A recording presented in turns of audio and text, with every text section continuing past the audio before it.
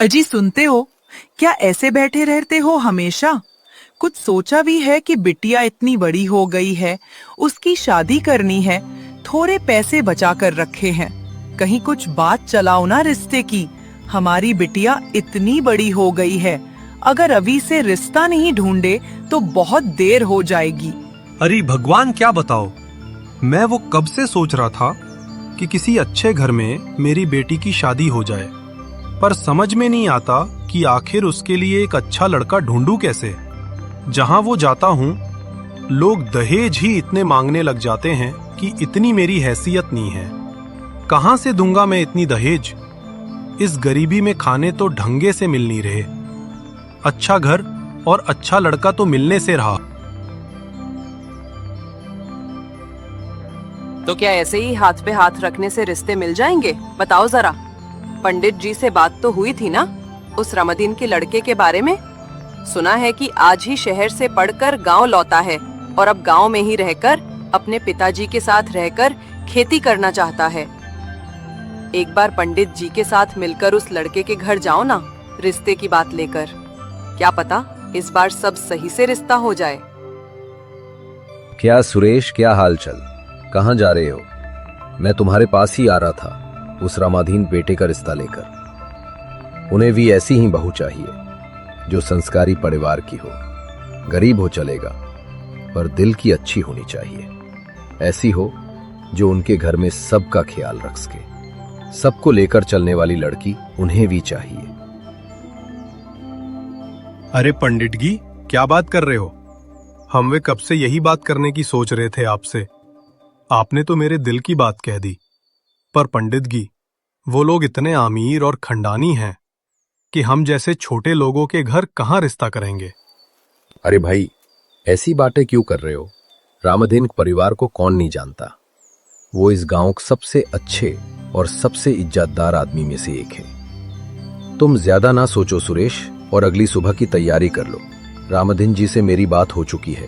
वो सारे कल ही तुम्हारे घर तुम्हारी बेटी के रिश्ते के लिए आ रहे हैं।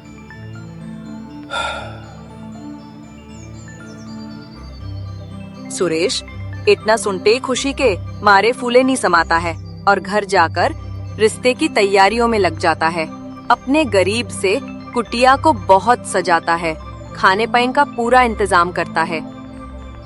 अगले दिन रमादीन का पूरा परिवार, जिसमें उसकी पत्नी मृदुला, एक लौटा बेटा गौरव, उसकी बेटी चंदा और उसका नौकर सरे लोग रमेश के घर पहुंच जाते हैं। गौरव की नजरें तो दुल्हन से हटी ही नहीं। वो बी से अपनी होने वाली बीवी को ही देखे जा रहा था। अच्छा बेटी, कहाँ तक पढ़ी लिखी हो?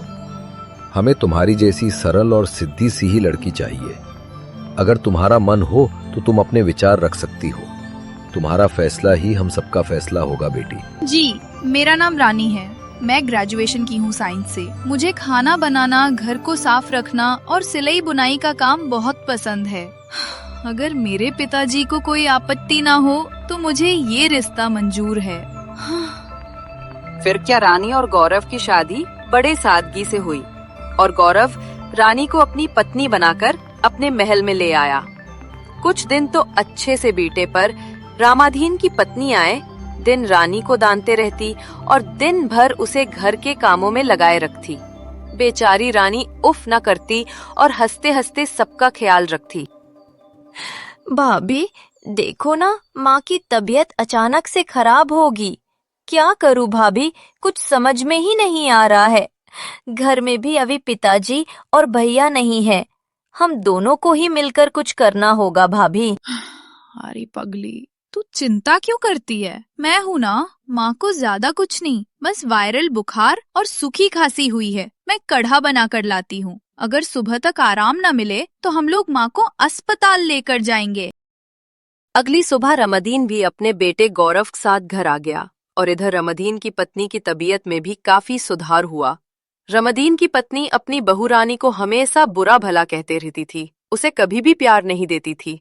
पर इस बीमारी में रानी ने अपनी सास की इतनी सेवा करी कि रमदीन की पत्नी ने रानी को अपने पास बुलाया और कहने लगी, मेरी प्यारी बहू, मैंने तुम्हें आज तक कितना भला बुरा कहा, तुम्हारे साथ कितना गलत बर्ताव किया, फिर भी आज जब मैं बीमार पड़ी तो सबसे ज्यादा तुमने ही मेरा ख्याल रखा बेटा।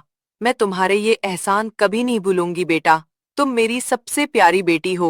आज के बाद मुझे भी अपनी माँ जैसी समझना बेटा, और हो सके तो मुझ बुढ़िया को माफ कर देना। मैंने बहू के रूप में एक हीरा पाया है, ये मुझे आज पता चला।